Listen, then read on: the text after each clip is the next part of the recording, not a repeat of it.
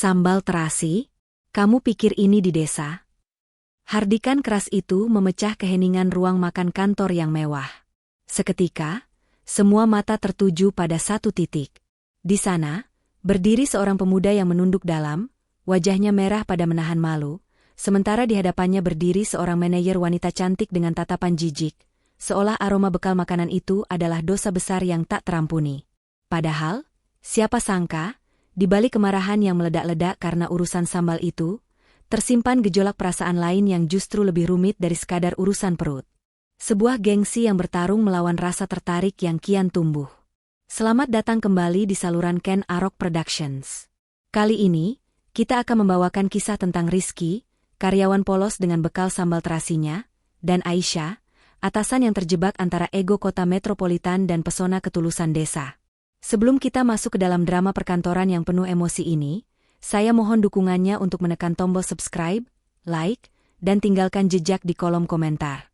Untuk sahabat semua yang sudah setia mendukung saluran ini, saya doakan semoga pintu rezeki kalian terbuka lebar seluas samudra, diberikan kesehatan yang prima, umur yang berkah, serta kebahagiaan yang tak pernah putus hingga ke anak cucu. Amin ya robbal alamin. Jangan lupa tuliskan juga di kolom komentar, dari kota mana kalian berasal, agar kita bisa saling menyapa dan mengaminkan doa-doa baik ini bersama. Semoga Tuhan semesta alam mengabulkan harapan kita semua. Mari kita mulai ceritanya. Matahari Jakarta pagi itu bersinar terik tanpa ampun, seolah sengaja menguji mental siapa saja yang baru pertama kali menginjakan kaki di ibu kota. Di tengah hiruk-pikuk kawasan bisnis yang dipenuhi gedung-gedung pencakar langit, berdiri seorang pemuda bernama Rizky. Ia menengadah, menatap ngeri sekaligus kagum pada bangunan kaca raksasa di hadapannya. Gedung itu menjulang tinggi menusuk langit, memantulkan cahaya matahari yang menyilaukan mata. Bagi Rizky yang seumur hidupnya hanya akrab dengan pematang sawah dan bangunan balai desa yang sederhana, pemandangan ini membuatnya merasa sangat kecil, sebutir debu di tengah kemegahan beton. Hari ini adalah hari pertama Rizky bekerja. Penampilannya sangat rapi, namun menyiratkan kesederhanaan yang kontras dengan lingkungan sekitarnya. Ia mengenakan kemeja lengan panjang berwarna biru muda yang kancing paling atasnya dikancingkan rapat, serta celana bahan hitam yang sedikit kepanjangan hingga menutupi sebagian sepatunya. Sepatu pantofel yang ia kenakan bukanlah barang baru, kulitnya sudah mulai retak di beberapa bagian, namun terlihat mengkilap karena Rizky menyemirnya berulang kali dengan penuh semangat sebelum berangkat tadi pagi. Di tangan kanannya, Rizky menggenggam erat sebuah tas kain bermotif batik pudar. Isinya bukan laptop canggih atau dokumen penting, melainkan sebuah rantang besi susun. Di dalamnya tersimpan harta karun bagi Rizky, nasi putih hangat dan sambal terasi ulek buatan ibunya. Aroma samar terasi yang lolos dari celah rantang itu adalah penyemangat sekaligus pengingat akan doa restu orang tua di kampung halaman. Rizky menarik napas panjang, mencoba mengusir gugup yang mendera dadanya, lalu melangkah pasti memasuki lobi gedung yang dingin dan megah. Suasana di dalam lobi begitu hening dan wangi, sangat berbeda dengan udara luar yang panas dan berdebu. Orang-orang berjalan cepat dengan wajah serius, sibuk dengan telepon genggam mereka, tanpa saling menyapa. Rizky berjalan canggung menuju deretan lift. Saat pintu lift hampir tertutup, ia mempercepat langkahnya dan menahan pintu itu dengan tangan. Di dalam kotak besi itu, hanya ada satu orang lain. Seorang wanita yang kecantikannya membuat Rizky sempat lupa bernapas sejenak. Wanita itu berdiri tegak dengan postur yang sempurna. Ia mengenakan pakaian kerja yang terlihat sangat mahal dan elegan, membalut tubuhnya dengan pas. Rambutnya yang hitam legam terurai indah di bahu, dan wajahnya memancarkan aura tegas yang mengintimidasi. Itu adalah Aisyah. Dengan senyum tulus khas orang desa, Rizky mengangguk hormat sambil masuk ke dalam lift, mengucapkan permisi dengan suaranya yang medok. Ia sama sekali tidak menyadari bahwa wanita anggun yang berdiri di sebelahnya itu adalah orang yang nantinya akan memegang kendali atas nasibnya di perusahaan ini. Di ruang sempit itu, nasib mereka mulai bertaut dalam diam. Pintu lift menutup perlahan, mengurung mereka berdua dalam keheningan yang canggung. Di ruang sempit yang berlapis cermin itu, waktu seakan berjalan lebih lambat. Rizky berdiri kaku menatap angka-angka lantai yang berganti di layar digital, berusaha menahan napas agar tidak terdengar gugup. Keringat dingin mulai membasahi pelipisnya, sisa-sisa perjuangan berdesakan di angkutan umum tadi pagi mulai terasa lagi. Dengan gerakan hati-hati agar tidak menyenggol wanita di sebelahnya, Rizky merogoh saku celananya dan mengeluarkan sebuah sapu tangan kain bermotif kotak-kotak yang sudah pudar warnanya. Ia menyeka keningnya perlahan, sebuah pemandangan yang sangat jarang terlihat di gedung perkantoran modern yang biasanya dipenuhi tisu sekali pakai. Tanpa Rizky sadari, sepasang mata indah di balik bulu mata lentik itu sedang mengamatinya lewat pantulan cermin. Aisyah, yang biasanya bersikap acuh tak acuh terhadap siapapun yang satu lift dengannya, kali ini merasa terusik. Ia terbiasa dikelilingi oleh pria-pria metroseksual ibu kota, rekan-rekan bisnisnya yang selalu tampil klimis dengan gel rambut berlebihan dan aroma parfum impor yang menyengat hidung. Pria-pria yang baginya penuh kepalsuan dan terlalu sibuk memoles citra diri. Namun, pemuda di sebelahnya ini berbeda. Aisyah sedikit mengernyitkan hidung, bukan karena bau tidak sedap, melainkan karena aroma yang tertangkap indera penciumannya begitu asing namun menenangkan. Itu bukan wangi parfum mahal seharga jutaan rupiah, melainkan aroma sabun mandi batangan yang segar dan bersih, bercampur dengan sedikit aroma matahari pagi yang menempel di kemeja katun pemuda itu. Ada nuansa kejantanan yang alami dan jujur yang memancar dari sosok Rizky. Sesuatu yang autentik, yang sudah lama hilang dari radar kehidupan sosial Aisyah yang glamor. Hati kecil Aisyah berdesir aneh saat melihat tangan Rizky yang kasar namun terlihat kuat saat melipat kembali sapu tangannya. Jemari itu tampak pekerja keras, bukan jemari halus yang hanya terbiasa memegang pena mahal atau gelas anggur. Sejenak, benteng pertahanan Aisyah goyah. Ia mendapati dirinya bertanya-tanya, siapa pemuda ini? Wajahnya yang lokal, dengan kulit sawo matang itu memiliki daya tarik tersendiri yang sulit ia jelaskan. Ada ketulusan di sana yang membuatnya penasaran. Namun, detik berikutnya, logika dan gengsi Aisyah kembali mengambil alih. Ia segera membuang muka dan menegakkan kembali postur tubuhnya. Pikiran rasionya berteriak, mengingatkan siapa dirinya. Ia adalah seorang manajer senior di perusahaan bergengsi, wanita karir yang sukses dan disegani. Tidak mungkin seleranya turun serendah ini, tertarik pada pemuda yang dari penampilannya saja sudah jelas berasal dari kasta ekonomi yang berbeda. Ia menepis perasaan itu keras-keras, menganggapnya hanya sekadar kehilafan sesaat karena ia sedang lelah atau bosan dengan rutinitas. Ting. Bunyi denting lift membuyarkan lamunan singkat itu. Pintu terbuka di lantai yang dituju.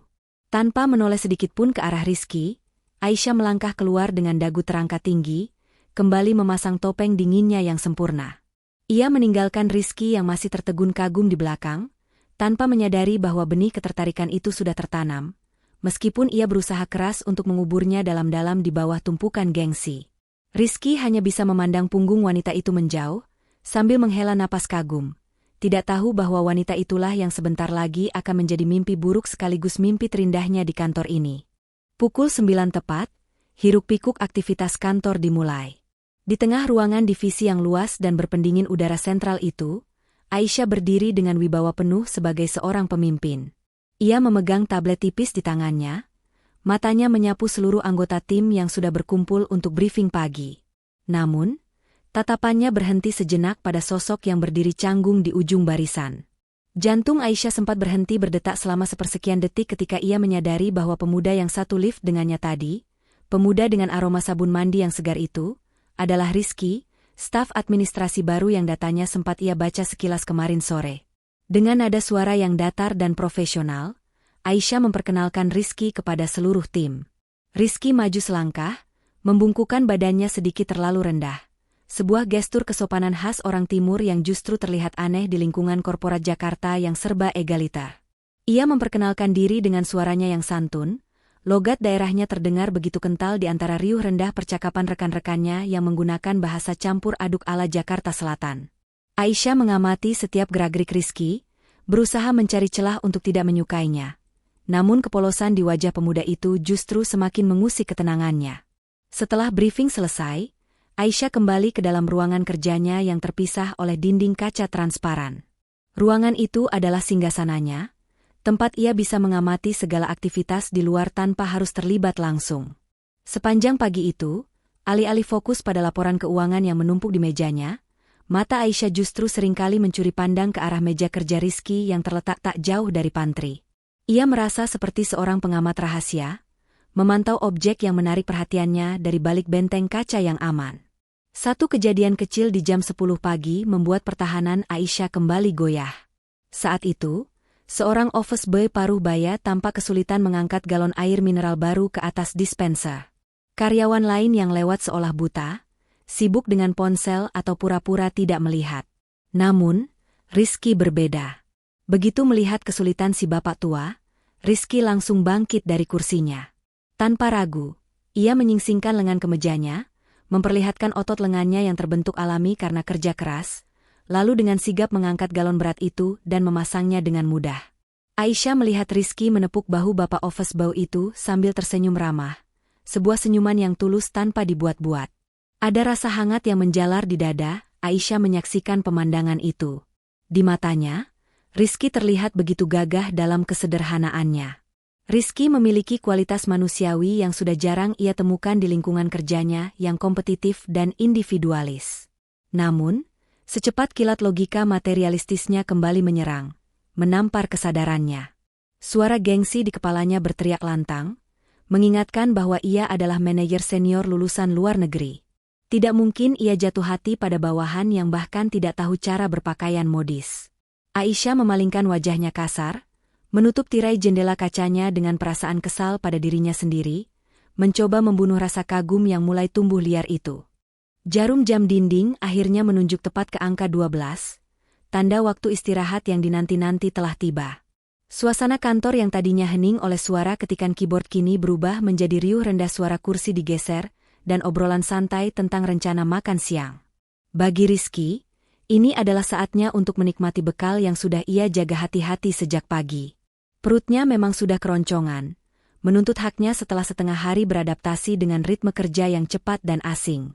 Dengan langkah sedikit ragu, Rizky membawa tas kainnya menuju pantry kantor. Pantry di gedung mewah ini sangat berbeda dengan dapur di rumahnya. Semuanya serba putih, bersih, mengkilap, dan beraroma pewangi ruangan lemon yang steril. Ada mesin kopi canggih yang ia tidak tahu cara mengoperasikannya, dan kulkas besar 2 pintu yang dinginnya menusuk tulang. Rizky duduk di sudut meja panjang yang masih kosong, lalu perlahan membuka rantang besinya. Begitu tutup rantang terbuka, uap panas nasi mengepul, membawa serta aroma yang sangat kuat dan khas. Aroma sambal terasi bakar yang menyengat, hasil ulekan penuh cinta ibunya, seketika menyeruak keluar, memecah dominasi aroma lemon di ruangan itu. Aroma itu tidak berhenti di pantry saja. Lewat sistem sirkulasi udara yang terhubung, wangi tajam terasi itu menyusup keluar, merayap di lorong-lorong berkarpet tebal, hingga akhirnya menembus celah pintu ruangan kaca Aisyah. Di dalam ruangannya, Aisyah sedang berkutat dengan tumpukan berkas sambil menahan lapar. Moodnya sedang tidak baik, karena ada beberapa target tim yang belum tercapai. Tiba-tiba, hidung bangirnya mencium bau yang sangat asing. Bau yang baginya identik dengan pasar tradisional yang becek, bukan bau yang pantas ada di lantai 20 gedung pencakar langit ini. Dengan kening berkerut, Aisyah bangkit dari kursi empuknya. Rasa penasaran dan perut yang lapar membuatnya melangkah keluar menuju sumber bau. Dalam hati kecilnya, mungkin ada secercah harapan untuk melihat Rizky lagi, pemuda yang diam-diam ia kagumi tadi pagi. Namun, harapan itu hancur berkeping-keping begitu ia sampai di ambang pintu pantry. Pemandangan yang tersaji di depannya membuat darah bangsawannya seolah mendidih. Di sana, di sudut meja pantry yang elegan, Rizky sedang makan dengan lahapnya. Bukan itu masalahnya. Yang membuat mata Aisyah terbelalak tak percaya adalah cara makan Rizky. Pemuda itu tidak menggunakan sendok atau garpu perak yang tersedia. Ia makan menggunakan tangan kosong, menyuap nasi dan sambal langsung ke mulutnya dengan jari jemarinya. Bagi Rizky, itu adalah kenikmatan tiada tara. Muluk adalah cara terbaik menikmati sambal. Tapi bagi Aisyah yang dididik dengan table manner ketat sekolah kepribadian, pemandangan itu sangat primitif dan menjijikkan. Bayangan pangeran tampan yang sopan dan jantan seketika runtuh, berganti dengan sosok yang ia anggap kampungan dan tidak tahu aturan. Rasa ilfil atau hilang feeling seketika menyerang, bercampur dengan gengsi yang terluka, karena ia sempat menaruh hati pada sosok yang menurut standarnya sangat tidak berkelas ini. Suara derap langkah sepatu hak tinggi yang mengetuk lantai marmer pantry berhenti mendadak. Keheningan yang mencekam seketika menyelimuti ruangan itu, membekukan Rizky yang suapannya baru saja menggantung di udara. Ia menoleh perlahan, dan mendapati sosok Aisyah berdiri di sana dengan ekspresi yang sulit dilukiskan. Wajah cantik manajernya itu kini tertekuk masam, matanya membelalak tak percaya, dan tangan kirinya menutupi hidung dengan gaya yang sangat berlebihan, seolah-olah ia baru saja mencium bau limbah beracun yang mematikan. Astaga! Bau apa ini? Suara Aisyah melengking tinggi, memantul di dinding-dinding keramik yang bersih. Ia melangkah maju dengan agresif, tatapannya menghunus tajam ke arah kotak bekal Rizky yang terbuka lebar. Rizky, kamu pikir ini di mana? Ini kantor grade A di pusat Jakarta, bukan gubuk di tengah sawah atau warung pinggir jalan. Kamu bawa apa itu? Sambal terasi. Rizky terlonjak kaget, jantungnya serasa copot. Dengan tangan gemetar, ia buru-buru menurunkan tangannya yang masih berlumuran sisa sambal. Maaf, Bu Aisyah. Ini bekal dari ibu saya? Jawabnya terbata-bata, suaranya mencicit kecil karena nyalinya seketika ciut di hadapan amarah sang atasan. Namun, penjelasan itu justru seperti menyiram minyak ke dalam api. Aisyah mendengus kasar, rasa kecewanya terhadap sosok Rizky berubah menjadi kekejaman verbal yang tak terkendali. Di matanya saat itu, Rizky bukan lagi pemuda menarik yang ia temui di lift, melainkan sumber rasa malu yang mencoreng citra eksklusif divisinya. Saya tidak peduli itu dari siapa. Baunya menyebar kemana-mana, bikin mual. Kamu tahu tidak, klien bisa komplain kalau mencium bau kampungan seperti ini. Memalukan, hardiknya tanpa ampun. Kata-kata itu menampar harga diri Rizky lebih keras daripada pukulan fisik. Ia menundukkan kepalanya dalam-dalam, menatap nanar pada nasi putih dan sambal merah yang kini tampak menyedihkan di matanya. Bekal yang tadi pagi ia bawa dengan penuh kebanggaan sebagai tanda cinta ibunya, kini berubah menjadi simbol kehinaan di tempat asing ini. Aisyah tidak hanya menghina makanannya, tapi secara tidak langsung telah menginjak-injak asal-usul dan kasih sayang keluarganya. Dengan gerakan cepat dan kasar, Aisyah berbalik badan, mengibaskan rambutnya seolah ingin membuang sial, lalu melangkah pergi meninggalkan Rizky yang terpaku dalam diam, menelan rasa pahit yang menyekat tenggorokannya. Rizky kembali ke meja kerjanya dengan langkah gontai, seolah seluruh tulang di tubuhnya baru saja dilolosi satu persatu. Rantang besi berisi sisa nasi dan sambal yang tak sempat habis itu kini teronggok bisu di sudut meja, disembunyikan di balik tas kain agar aromanya tak lagi mengundang petaka. Nafsu makannya sudah hilang total, berganti dengan rasa mual akibat gumpalan kecemasan yang menyumbat ulu hati. Suasana kantor yang sejuk mendadak terasa mencekik leher. Setiap kali ada rekan kerja yang melintas, Rizky refleks menunduk, takut jika tatapan mereka adalah tatapan penghakiman yang sama seperti yang dilayangkan manajernya tadi. Ia mencoba memfokuskan diri pada layar komputer, mengerjakan tugas input data sederhana yang diberikan seniornya. Namun, jari jemarinya terasa kaku, dan pikirannya terus melayang pada kejadian di pantry. Bayangan wajah Aisyah yang memerah karena marah dan kata-kata pedasnya terus berputar ulang seperti kaset rusak di kepala Rizky. Ia merasa sangat bodoh. Baru setengah hari bekerja, ia sudah membuat masalah besar dengan orang paling berkuasa di ruangan itu. Tepat pukul 2 siang, saat keheningan pasca jam makan siang mulai menyelimuti ruangan, sebuah notifikasi email muncul di pojok kanan bawah layar komputer Rizky. Jantungnya berdegup kencang saat melihat nama pengirimnya, Aisyah. Dengan tangan gemetar dan keringat dingin yang kembali mengucur, Rizky mengklik notifikasi tersebut. Judul subjek email itu ditulis dengan huruf kapital yang seolah berteriak tepat di depan mukanya. FWD, peringatan, etika lingkungan kerja evaluasi kontrak. Darah Rizky berdesir hebat. Ia belum membuka isinya, tapi judulnya saja sudah cukup membuat lututnya lemas. Ia mengira itu adalah surat pemecatan resmi. Dengan napas tertahan, ia membaca baris demi baris kalimat formal yang tertera di sana. Ternyata, itu bukanlah surat pemecatan langsung, melainkan sebuah peringatan keras yang dikemas dalam bahasa birokrasi yang dingin. Email itu berisi poin-poin tentang standar kebersihan, larangan membawa makanan berbau menyengat, dan peringatan bahwa pelanggaran terhadap etika kantor dapat mempengaruhi penilaian masa percobaan 3 bulan, yang berujung pada pemutusan kontrak sepihak. Rizky terpaku menatap layar. Ancaman itu terasa nyata.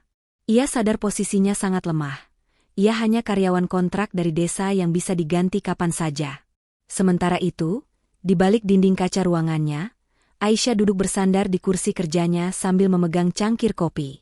Matanya menatap lurus ke arah punggung Rizky yang terlihat tegang. Ada rasa puas yang aneh menyelusup di hati Aisyah melihat ketakutan itu. Ini adalah caranya mengembalikan kendali. Ia ingin menegaskan bahwa dialah ratu di sini, dan Rizky harus tunduk pada aturannya. Namun, jauh di lubuk hatinya yang paling dalam, Aisyah juga merasa bersalah. Ia tahu ia bereaksi berlebihan, tapi gengsinya terlalu tinggi untuk mengakui bahwa kemarahannya tadi hanyalah tameng untuk menutupi kekecewaannya sendiri. Ia tidak ingin memecat Rizky, ia hanya ingin Rizky berubah menjadi sosok yang pantas bersanding di dunianya yang sempurna. Keesokan harinya, matahari kembali bersinar terik di langit Jakarta. Jam makan siang telah tiba, namun kali ini Rizky tidak berani melangkahkan kakinya ke pantry. Trauma akan bentakan Aisyah dan ancaman email kemarin masih membekas kuat di benaknya. Ia tidak ingin mengambil risiko kehilangan pekerjaan hanya karena urusan perut. Dengan mengendap-endap seperti seorang buronan, Rizky membawa tas bekalnya keluar dari gedung, mencari sudut tersembunyi di taman kecil yang terletak di belakang area parkir kantor. Di bangku taman yang agak tertutup rimbunnya tanaman hias, ia merasa cukup aman untuk membuka kembali rantang, terlarang, miliknya. Saat Rizky baru saja menyuap nasi pertamanya, sebuah bayangan jatuh menutupi tubuhnya. Rizky tersentak kaget, hampir tersedak, mengira Aisyah datang untuk memarahinya lagi. Namun, saat ia mendongak, yang ia temui bukanlah wajah garang sang manajer, melainkan senyum cerah seorang wanita muda dengan rambut dipotong bob pendek yang segar. Itu adalah Diana, staf dari divisi marketing yang meja kerjanya berada di seberang ruangan Rizky. Diana dikenal sebagai primadona kantor yang supel dan tidak membeda-bedakan teman, sangat kontras dengan citra kaku yang dibangun oleh Aisyah. Wah, pantesan dari tadi aku cium bau sedap yang kebawa angin. Ternyata kamu lagi makan enak di sini, Ki, sapa Diana dengan nada riang, tanpa sedikit pun menutupi hidung. Ia justru mendekat, matanya berbinar menatap sambal terasi merah merona di dalam rantang Rizky. Itu sambal terasi ulek asli ya? Ya ampun. Baunya bikin ngiler banget.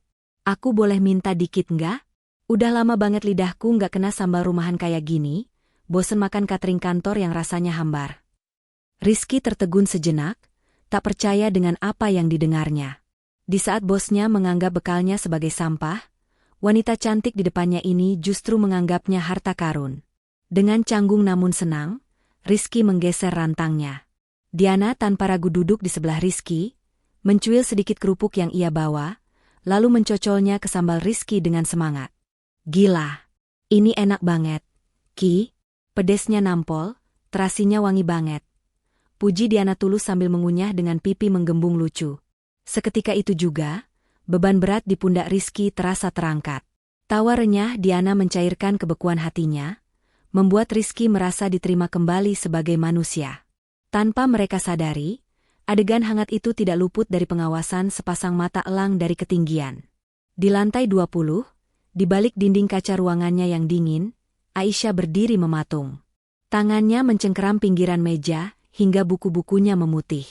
Dari posisinya, ia bisa melihat jelas bagaimana Diana tertawa lepas di samping Rizky.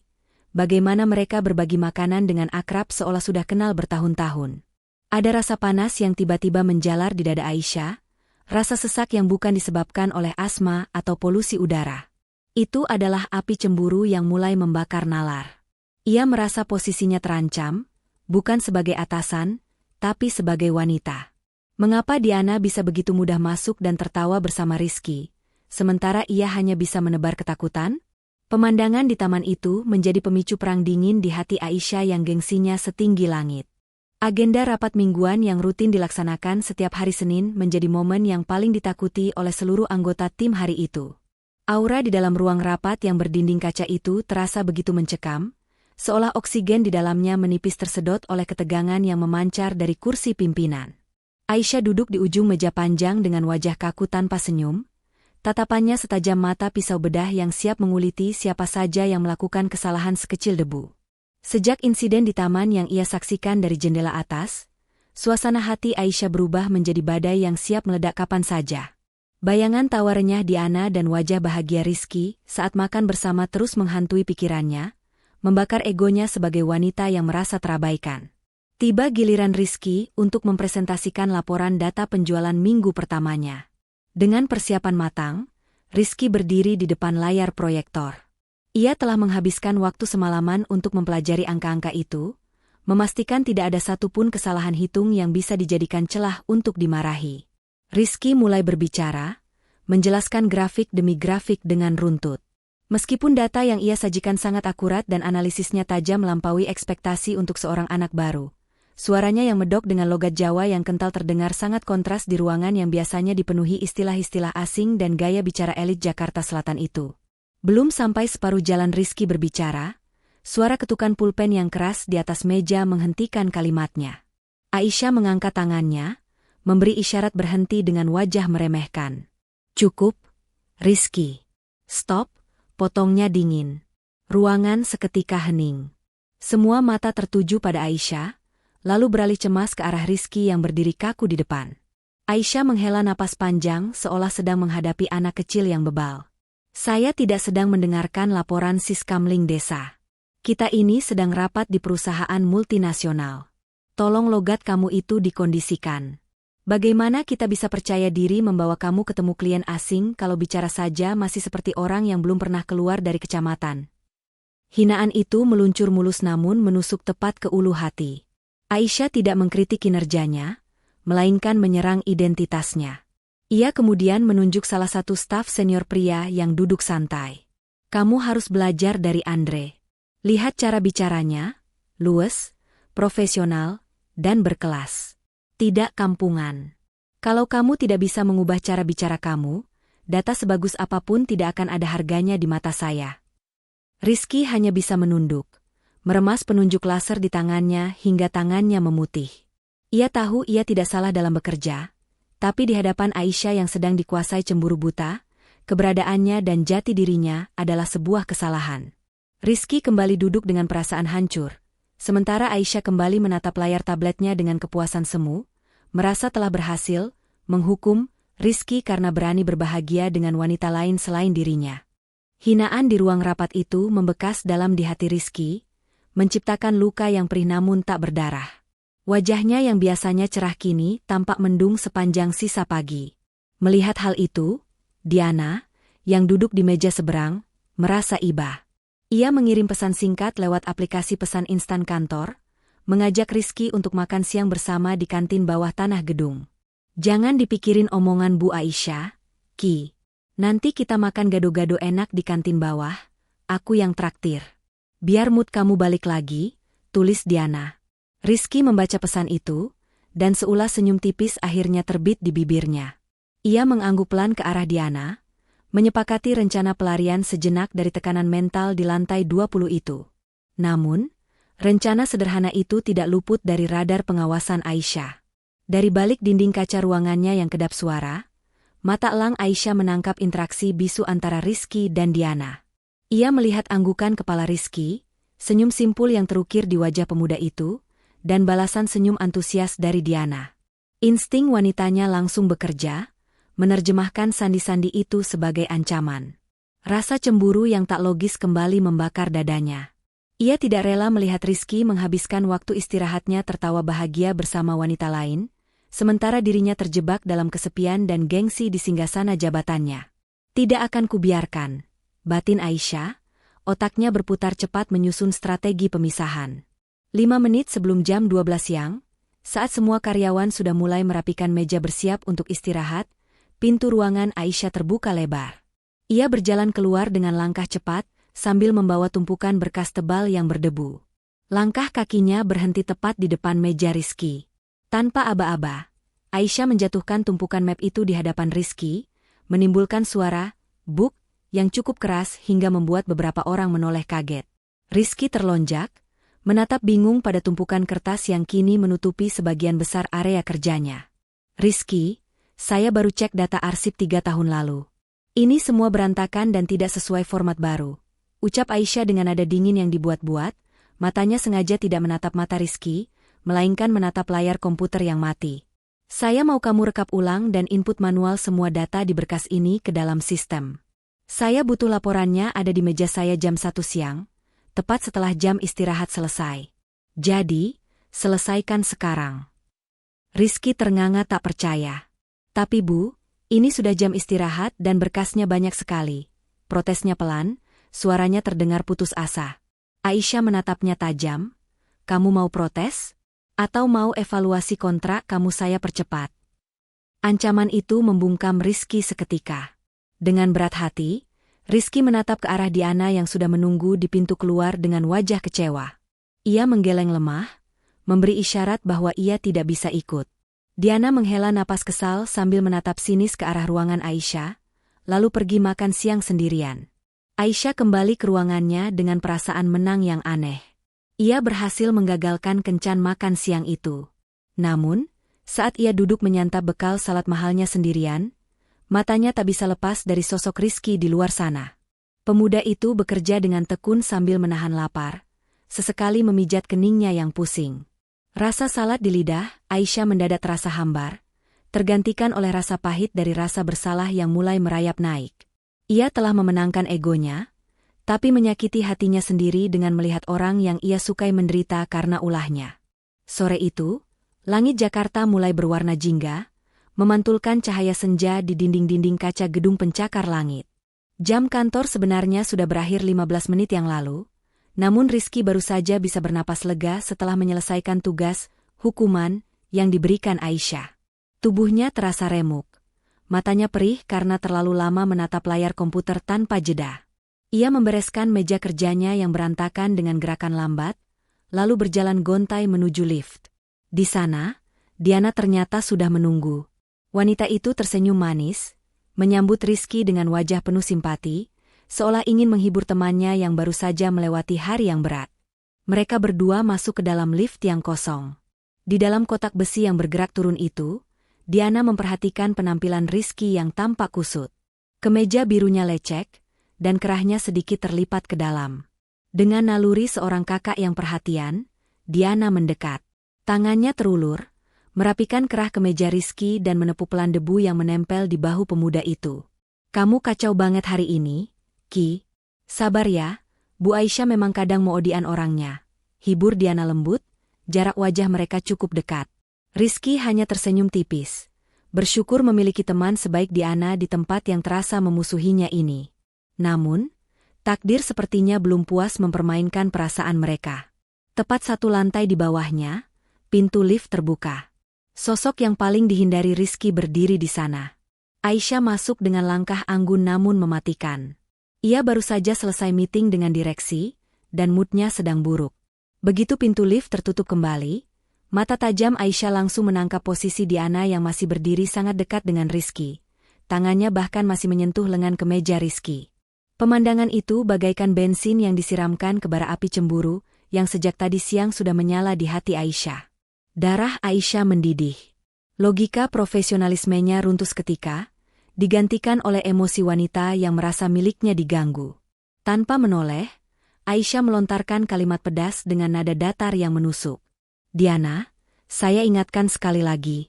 Kantor ini tempat bekerja, tempat mencari nafkah, bukan biro jodoh atau tempat pacaran murahan. Tolong jaga etika kamu, jangan agresif sekali jadi perempuan. Diana terperanjat, wajahnya memerah menahan malu, ia segera mundur menjauh dari Rizky. Belum puas sampai di situ, sasaran tembak Aisyah kini beralih ke Rizky yang berdiri mematung di pojok lift. Aisyah menatap Rizky dari ujung kaki hingga ujung kepala dengan tatapan merendahkan yang sangat menyakitkan. Dan kamu, Rizky, kalau memang gaji kamu belum cukup untuk membeli kemeja yang layak dan pas di badan, bilang sama saya. Biar saya belikan yang pantas. Jangan pakai baju kedodoran seperti orang-orang udik yang baru masuk kota. Penampilan kamu itu mencerminkan citra divisi saya. Jangan bikin malu saya dengan gaya gembel seperti itu. Kalimat itu menghantam harga diri Rizky lebih keras daripada tamparan fisik manapun. Di ruang sempit itu, udara terasa sesak mencekik. Rizky tidak berani menjawab. Ia hanya menunduk dalam, menyembunyikan matanya yang mulai panas. Hinaan soal fisik dan kemiskinan adalah batas toleransi terakhirnya. Pintu lift terbuka di lobi utama, Aisyah melenggang keluar tanpa menoleh lagi, meninggalkan dua manusia di belakangnya yang hancur perasaannya karena gengsi dan cemburu buta seorang atasan. Malam semakin larut, menyelimuti kota Jakarta dengan selimut kegelapan yang dihiasi jutaan lampu gedung bertingkat. Di lantai 20 yang kini sunyi senyap, Rizky masih duduk terpaku di kursi kerjanya. Lampu-lampu utama ruangan sudah dipadamkan, menyisakan cahaya remang-remang dari lampu darurat dan pendaran layar komputer yang menyilaukan mata lelahnya. Karyawan lain sudah pulang sejak tadi, meninggalkan Rizky sendirian bergulat dengan pikirannya sendiri. Ia tidak sedang mengerjakan tugas tambahan, melainkan sedang merenungi nasib dan harga dirinya yang baru saja diinjak-injak di dalam lift tadi sore. Rizky menatap bayangan dirinya yang terpantul samar di layar monitor yang gelap. Ia meraba kemeja birunya, kemeja yang dibilang gembel dan udik oleh atasan yang diam-diam ia kagumi. Hatinya terasa perih, bukan karena marah, melainkan karena rasa tidak berdaya. Rizky sadar ia hanyalah anak desa yang mencoba mengadu nasib. Namun ia tidak menyangka bahwa kemiskinan dan kesederhanaannya akan menjadi bahan hinaan yang begitu menyakitkan. Biasanya Rizky adalah pemuda yang sabar dan rimo, tapi malam ini, ada api kecil yang mulai menyala di dadanya. Ia berjanji dalam hati, ia akan membuktikan bahwa dirinya layak, bukan lewat penampilan, tapi lewat kerja keras yang tak bisa dibantah oleh siapapun. Sementara itu, di balik pintu ruangan kaca yang masih sedikit terbuka, Aisyah ternyata belum pulang. Ia duduk diam di kursi kebesarannya, memandangi punggung Rizky dari kejauhan. Rasa bersalah kini menghantam dadanya bertubi-tubi. Kata-kata kasar yang ia lontarkan di lift tadi terus terngiang di telinganya sendiri, membuatnya merasa menjadi wanita paling jahat di dunia. Ia tidak bermaksud menghina fisik Rizky, ia hanya dikuasai setan cemburu saat melihat kedekatan Rizky dan Diana. Namun, nasi sudah menjadi bubur. Gengsinya yang setinggi langit mencegahnya untuk berjalan keluar dan meminta maaf secara langsung. Bibirnya terasa kaku untuk mengucapkan kata maaf pada bawahan. Sebagai gantinya, Aisyah melakukan satu-satunya bahasa kasih yang ia mengerti, materi. Ia memesan makanan Jepang yang sangat mahal dari restoran di lantai dasar gedung. Dengan langkah ragu namun berusaha tetap terlihat angkuh, Aisyah keluar dari ruangannya membawa bungkusan makanan mewah itu. Ia berjalan mendekati meja Rizky. Rizky yang kaget melihat bosnya masih ada di kantor, hendak berdiri memberi hormat. Namun Aisyah segera memberi isyarat tangan untuk tetap duduk. Tanpa menatap mata Rizky, Aisyah meletakkan kotak makanan itu di atas meja dengan sedikit kasar. Makan. Saya tidak mau besok kamu sakit dan beralasan tidak masuk kerja. Kerjaan kamu masih banyak. Ucapnya ketus, menyembunyikan nada gemetar dalam suaranya. Setelah itu, ia langsung berbalik badan dan berjalan cepat kembali ke ruangannya, meninggalkan aroma parfum mahalnya yang tertinggal di udara. Rizky menatap kotak makanan itu dengan bingung. Di dalamnya terdapat susunan nasi gulung dengan potongan ikan mentah segar yang harganya mungkin setara dengan biaya makannya selama seminggu. Ia benar-benar tidak mengerti. Apakah wanita ini membencinya, atau peduli padanya? Sikap Aisyah yang penuh kontradiksi ini membuat kepala Rizky semakin pening, namun sedikit mengobati luka di hatinya malam itu. Langit Jakarta malam itu seakan runtuh. Hujan badai mengguyur ibu kota tanpa ampun, mengubah jalanan aspal menjadi sungai-sungai kecil yang keruh. Kilat menyambar silih berganti, disusul suara guntur yang menggelegar, membuat suasana malam terasa semakin mencekam. Di sebuah halte bus yang atapnya bocor di sana-sini, Rizky berdiri menggigil kedinginan. Kemeja biru yang ia kenakan kini basah kuyup, menempel lekat di kulitnya, memperlihatkan tubuhnya yang kurus namun tegap. Ia sudah berdiri di sana selama hampir 1 jam, menunggu angkutan umum yang tak kunjung datang karena terjebak macet parah akibat banjir di beberapa titik. Rizky memeluk tas kerjanya erat-erat di depan dada, berusaha melindunginya dari cipratan air. Bibirnya mulai membiru, dan giginya bergemeretak menahan dingin yang menusuk tulang. Ia merasa nasibnya hari ini benar-benar sedang diuji. Sudah dihina di kantor, kini alam pun seolah memusuhinya. Saat harapan untuk pulang dengan kering sudah pupus, sebuah mobil sedan hitam mengkilap perlahan menepi tepat di depan halte. Lampu depannya yang tajam membelah kegelapan hujan. Kaca jendela penumpang depan turun perlahan. Di balik kemudi, terlihat wajah Aisyah yang diterangi cahaya dashboard mobil. Wajahnya datar, namun matanya menyeratkan kekhawatiran yang coba ia sembunyikan. Masuk. Perintahnya singkat, suaranya nyaris tenggelam oleh suara deru hujan. Rizky terperanjat. Ia mundur selangkah, menggelengkan kepala dengan sopan. Tidak usah, Bu. Saya nunggu Bu saja. Baju saya basah semua, nanti mobil Ibu kotor. Tolaknya halus. Ia tahu diri. Mobil itu terlalu mewah untuk dimasuki oleh seseorang yang kondisinya seperti tikus kecebur got. Mendengar penolakan itu, mata Aisyah berkilat marah.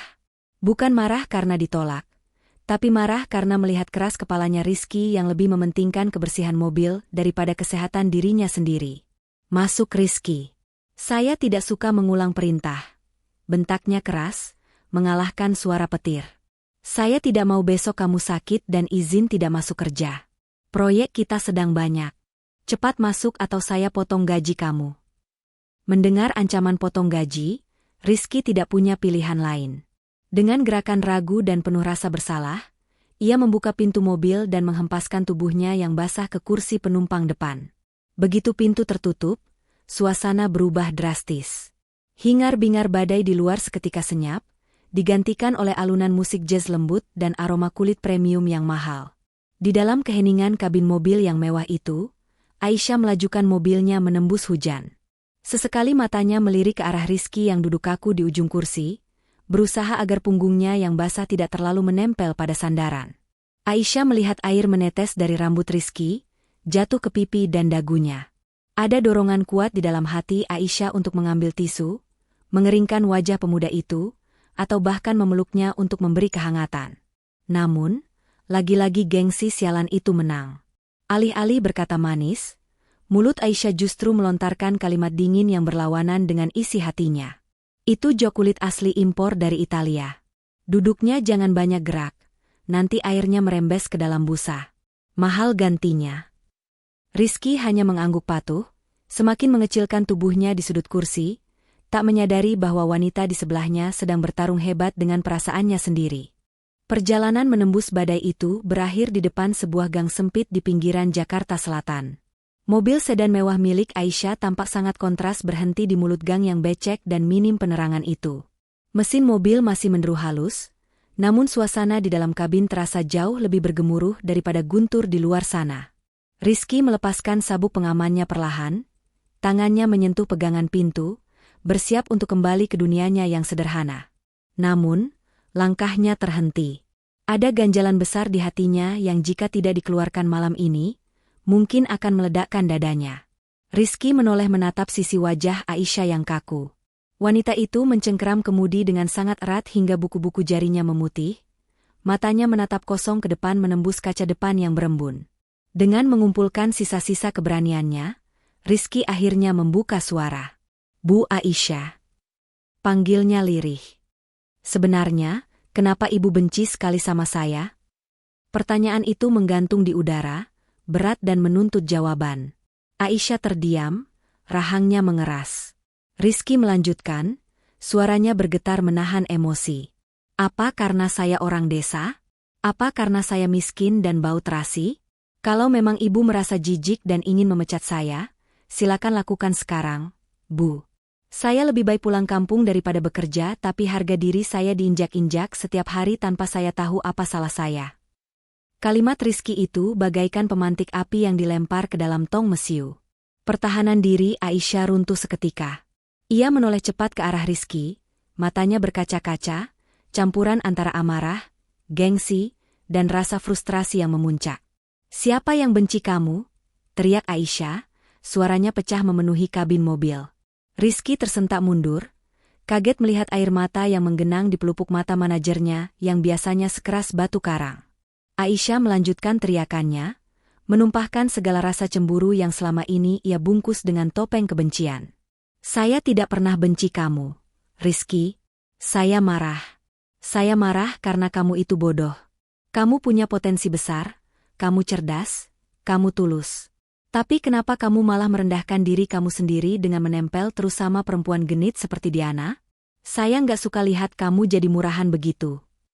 Napas Aisyah memburu setelah meneriakkan kalimat itu. Suasana hening seketika.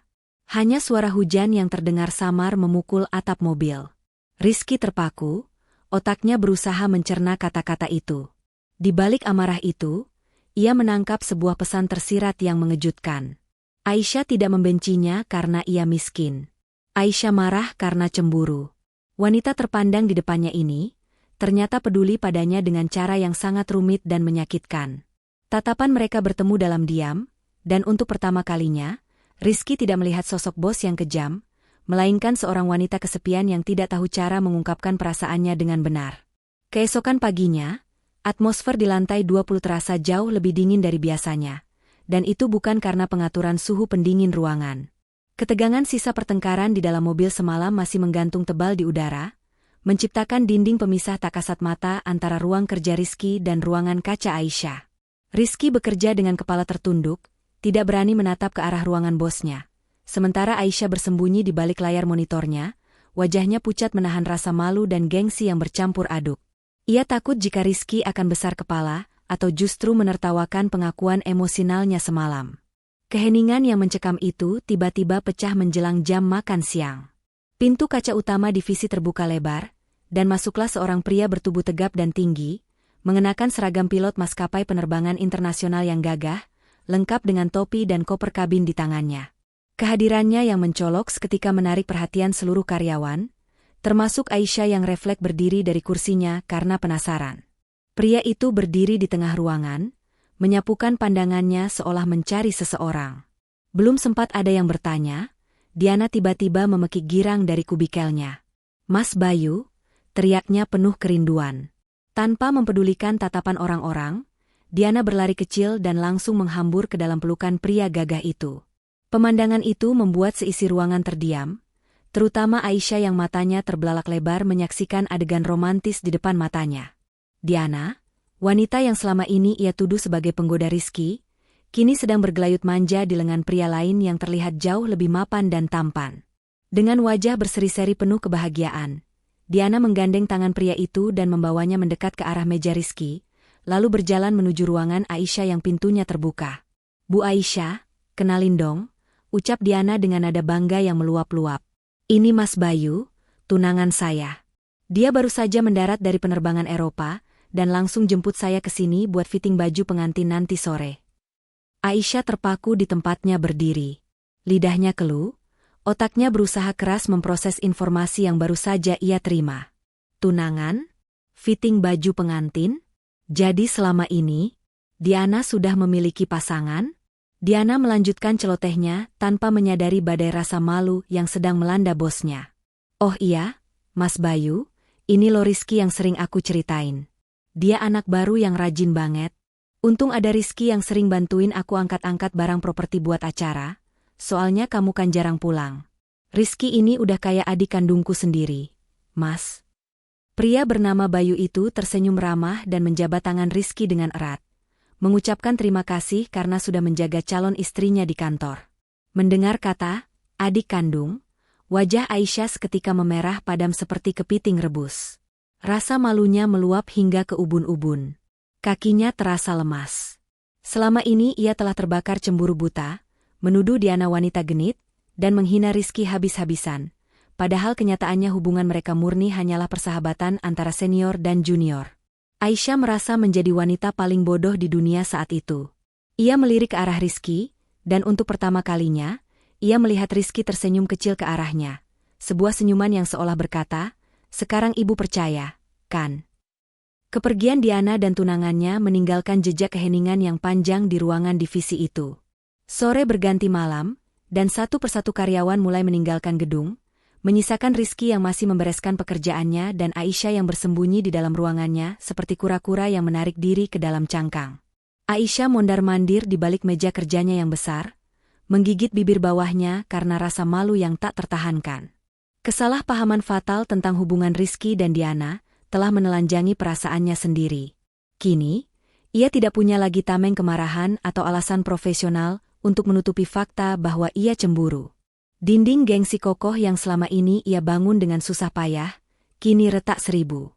Pukul 7 malam, lampu indikator telepon di meja Rizky berkedip. Panggilan dari ruangan manajer. Jantung Rizky berdegup kencang.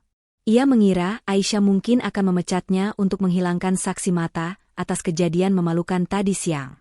Dengan langkah berat, Rizky mengetuk pintu kaca itu dan masuk perlahan. Namun, pemandangan yang menyambutnya di dalam sungguh di luar dugaan. Tidak ada tumpukan berkas hukuman atau wajah garang yang siap menerkam. Di atas meja marmer hitam yang biasanya bersih dari noda itu, kini tersaji 2 piring nasi putih hangat yang asapnya masih mengepul. Aisyah berdiri membelakangi Rizky, menatap pemandangan lampu kota Jakarta dari balik jendela besar, seolah tidak berani menatap wajah bawahannya itu. Perlahan, wanita itu membalikkan badan. Wajah cantiknya merona merah, matanya menatap lantai, dan jemarinya saling meremas gugup. Sikap angkuh dan dominan yang biasa ia tunjukkan lenyap tak berbekas, digantikan oleh aura kecanggungan seorang wanita yang sedang jatuh hati. Rizky. Panggil Aisyah, suaranya terdengar sangat pelan, nyaris berbisik. Ia berdeham pelan untuk mengusir gugup. Bekal sambal terasi kamu hari ini, apa masih ada sisa? Rizky terbelalak, mulutnya sedikit terbuka karena kaget. Masih, Bu. Masih ada di rantang, belum saya makan karena tadi takut baunya mengganggu ibu lagi. Jawabnya polos. Aisyah mengangkat wajahnya sedikit, menatap Rizky dengan tatapan yang kini lembut dan penuh harap. Bawa sini, pintanya, kali ini tanpa nada memerintah. Saya sudah siapkan nasi. Temani saya makan malam. Saya penasaran. Katanya sambal buatan ibu kamu itu enak sekali sampai Diana suka. Rizky tersenyum lebar, senyum yang membuat hati Aisyah meleleh. Ia berlari kecil mengambil rantangnya. Malam itu, di lantai 20 gedung pencakar langit Jakarta, terjadi sebuah peristiwa bersejarah. Seorang manajer elit dan seorang staf biasa duduk berhadapan, menyantap nasi dengan sambal terasi menggunakan tangan. Aroma terasi yang dulu dianggap memalukan dan menjijikan oleh Aisyah, kini memenuhi ruangan VIP itu, berubah menjadi aroma kehangatan yang menyatukan 2 dunia yang berbeda. Sambil menahan pedas yang membakar lidah namun terasa nikmat, Aisyah akhirnya berani menatap mata Rizky. Pedas tapi enak, ucap Aisyah sambil menyeka keringat di pelipisnya. Rizky tertawa renyah, dan untuk pertama kalinya, Aisyah ikut tertawa lepas bersamanya. Di balik pedasnya sambal terasi itu, tembok perbedaan status sosial mereka runtuh sepenuhnya. Kisah cinta mereka pun dimulai, bukan dengan bunga atau coklat mahal, melainkan dengan kesederhanaan rasa yang jujur, membuktikan bahwa cinta sejati tak memandang aroma, kasta, ataupun gengsi ibu kota. Waktu berlalu begitu cepat, seiring bergantinya musim di ibu kota. 3 bulan setelah insiden sambal terasi yang melegenda itu, sebuah undangan pernikahan mewah mendarat di meja kerja divisi mereka. Hari yang dinanti pun tiba. Malam itu, Grand Ballroom sebuah hotel bintang 5 di kawasan Senayan disulap menjadi taman bunga yang indah untuk merayakan penyatuan cinta Diana dan Bayu. Lampu kristal menggantung megah, memantulkan cahaya keemasan ke seluruh penjuru ruangan yang dipenuhi tamu undangan berbalut busana terbaik mereka. Di antara kerumunan tamu, sepasang kekasih berjalan masuk dengan serasi, mencuri perhatian banyak mata. Itu adalah Rizky dan Aisyah. Penampilan Rizky malam itu sungguh berbeda 180 derajat. Tidak ada lagi kemeja kebesaran atau celana bahan yang lusuh. Tubuh tegapnya kini dibalut kemeja batik sutra lengan panjang bermotif parang yang pas di badan, pilihan langsung dari selera berkelas Aisyah. Rambutnya ditata rapi, menampilkan wajah tampannya yang selama ini tersembunyi di balik kesederhanaan. Di sampingnya, Aisyah tampil memukau dengan kebaya modern berwarna merah marun yang elegan, tangannya melingkar mesra dan posesif di lengan Rizky, seolah memproklamirkan pada dunia bahwa pria di sampingnya adalah miliknya. Mereka berdua melangkah naik ke atas pelaminan untuk memberikan selamat. Diana, yang tampak manglingi dan cantik jelita dalam balutan busana pengantin adat, matanya langsung berbinar jenaka saat melihat siapa yang datang. Ia menyenggol lengan suaminya, Bayu, sambil menahan tawa geli. Saat giliran Rizky dan Aisyah bersalaman, Diana tidak bisa menahan godaannya. Ia mencium pipi kanan kiri Aisyah sambil berbisik cukup keras. Wah, lihat siapa ini. Dulu diteriakin bau terasi di pantry, sekarang digandeng erat kayak takut hilang. Jadi benar ya Bu, benci dan cinta itu bedanya setipis kulit bawang. Wajah Aisyah seketika merona merah. Namun kali ini bukan karena marah, melainkan karena tersipu bahagia. Ia mencubit pelan lengan Diana. Sudah, Jangan dibahas lagi. Fokus saja sama suami kamu, elak Aisyah sambil tersenyum malu-malu. Bayu, sang pengantin pria, ikut tertawa renyah sambil menjabat tangan Rizky dengan hangat layaknya sahabat lama. Selamat ya Ki, sukses menaklukkan singa betina kantor. Kamu hebat, canda Bayu yang langsung disambut tawa kecil Rizky. Sebelum mereka turun dari panggung pelaminan, Diana menahan tangan Aisyah sejenak. Tatapannya berubah tulus dan hangat. Bu Aisyah, Rizky, terima kasih sudah datang ya. Aku doakan, semoga kalian berdua cepat menyusul naik ke pelaminan seperti kami. Jangan kelamaan pacarannya, nanti keburu dingin sambalnya, goda Diana yang diakhiri dengan doa tulus. Semoga dilancarkan sampai hari haya. Kalian pasangan yang serasi banget. Mendengar doa itu, Rizky dan Aisyah saling berpandangan. Ada binar keyakinan di mata Rizky saat ia mengeratkan genggaman tangannya pada jemari Aisyah. Amin. Doakan saja ya, Mbak Diana. Sebentar lagi kok, lagi nabung buat modal nikah. Jawab Rizky mantap dan penuh percaya diri, yang membuat Aisyah menatapnya dengan tatapan penuh kekaguman. Mereka pun turun dari pelaminan dengan hati yang membuncah, membawa pulang doa baik dari sang pengantin, siap menyongsong masa depan di mana perbedaan kasta hanyalah cerita lalu yang kalah oleh kekuatan cinta yang tulus. 1 tahun telah berlalu sejak pesta pernikahan yang megah itu. Rizky dan Aisyah pun menikah 2 bulan setelah Diana dan Bayu. Roda kehidupan Rizky dan Aisyah kini berputar di dalam sebuah rumah minimalis modern yang asri di kawasan Bintaro. Malam minggu itu, dapur yang biasanya bersih dan sunyi, kini riuh rendah oleh suara perdebatan kecil sepasang suami istri. Bukan perdebatan tentang saham atau masalah kantor, melainkan perdebatan sengit antara teknologi modern melawan kearifan lokal. Aisyah, yang masih mengenakan piyama sutra mahalnya namun dibalut celemek bermotif bunga-bunga, berdiri dengan wajah cemberut di depan meja dapur. Tangan halusnya memegang cobek batu yang berat dengan gaya yang sangat kaku. Sementara itu, Rizky berdiri di sampingnya sambil melipat tangan di dada, menahan tawa melihat tingkah istrinya yang sedang berusaha menjadi ibu rumah tangga sejati, namun dengan cara yang salah. Sayang, ini tuh zaman modern. Kenapa sih kita nggak pakai food chopper atau blender aja? Protes Aisyah sambil meletakkan ulekan batu itu dengan bunyi, tak, yang keras. Tinggal pencet tombol, ngeng, selesai. Halus. Nggak perlu capek-capek ngulek sampai tangan aku pegal begini. Lihat nih, kuku aku baru manicure kemarin, nanti patah gimana? Rizky geleng-geleng kepala, lalu melangkah mendekat. Ia mengambil alih ulekan dari tangan istrinya dengan lembut. Duh, Ibu Ratu, dengerin Mas ya. Sambal terasi itu ada seninya. Kalau di blender, rasanya beda, serat cabainya hancur, nggak ada teksturnya. Kalau diulek, sari-sarinya keluar alami. Katanya mau bikin sambal ternak buat suami? Kok nawar? Goda Rizky dengan nada jahil. Aisyah mendengus, memajukan bibirnya beberapa senti, sebuah ekspresi manja yang hanya ia tunjukkan pada Rizky. Kamu tuh ya, mentang-mentang ahli terasi.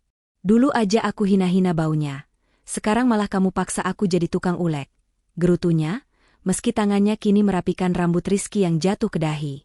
Rizky tertawa renyah. Ia kemudian berdiri tepat di belakang Aisyah, melingkarkan kedua tangannya ke pinggang ramping sang istri, lalu meletakkan dagunya di bahu Aisyah. Aroma parfum vanila Aisyah bercampur dengan aroma bawang dan cabai di dapur itu, menciptakan wangi kebahagiaan yang khas. Bukan maksa, sayang. Tapi kan kamu sendiri yang bilang minggu lalu, kangen masakan desa. Lagian, siapa suruh dulu ngatain bekal aku memalukan? Sekarang malah ketagihan, kan? Bisik Rizky tepat di telinga Aisyah, membuat bulu kuduk wanita itu meremang. Aisyah tidak bisa menahan senyumnya lagi. Ia menyandarkan kepalanya ke dada bidang Rizky, menikmati kehangatan pelukan suaminya. Iya deh, iya, aku ngaku kalah. Memang sambal ulekan kamu paling juara. Sama kayak kamu, juara di hati aku, ucap Aisyah dengan nada manja yang melelehkan hati. Nah, gitu dong. Rizky mengecup pipi istrinya sekilas, lalu menuntun tangan Aisyah untuk memegang ulekan bersama-sama. Sini, Mas ajarin cara ngulek yang benar biar nggak capek. Goyangannya harus pas. Pakai perasaan, jangan pakai emosi kayak lagi marahin bawahan. Malam itu, di dapur yang hangat, mereka berdua tertawa bersama, mengulek sambal dalam satu irama. Suara cobek beradu, aroma terasi yang menyengat, dan canda tawa mesra menjadi saksi bisu betapa indahnya perbedaan yang disatukan oleh cinta. Aisyah si manajer galak telah luluh, dan Rizky si pemuda desa telah menemukan rumahnya. Perdebatan kecil itu berakhir dengan makan malam sederhana yang rasanya jauh lebih nikmat dari restoran bintang 5 manapun, karena dibumbui dengan resep rahasia paling ampuh, kasih sayang yang tulus. Alhamdulillah, senang sekali rasanya melihat Rizky dan Aisyah kini hidup bahagia. Dari keributan di pantry karena bau terasi, hingga berakhir mesra di dapur sendiri. Ini membuktikan bahwa jodoh itu memang misterius. Kadang diawali dengan rasa benci, tapi berakhir saling melengkapi. Terima kasih banyak bagi sahabat Ken Arok Productions yang sudah setia mengikuti perjalanan cinta mereka dari awal sampai akhir.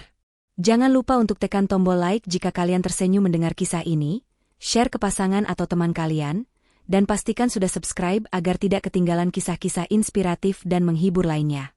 Sekali lagi saya doakan, semoga yang masih sendiri segera dipertemukan dengan jodoh terbaiknya, dan yang sudah berpasangan semoga rumah tangganya sakinah, mawaddah, warahmah, selalu harmonis seperti Rizky dan Aisyah.